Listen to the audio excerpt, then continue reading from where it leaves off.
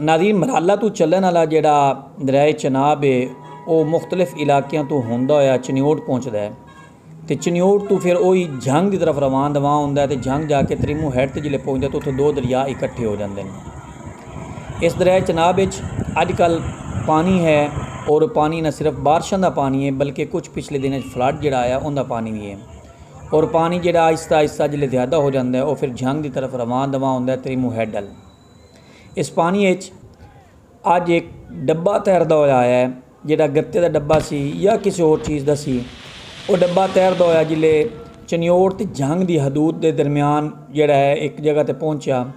तो उस गाँव की तहसील लालियाँ तहसील बवाना का एंड है उत्ते पहुँचा तो उस जगह के उत्ते जाके वो डब्बा किसी बच्चे ने हाथ लग गया। उन्होंने बच्चों ने डब्बा बाहर कढ़िया। डब्बा बाहर कढ़न तो बाद उन्होंने उस नाल खेलना शुरू किया। जिहड़े डब्बे नूं खोलिया तो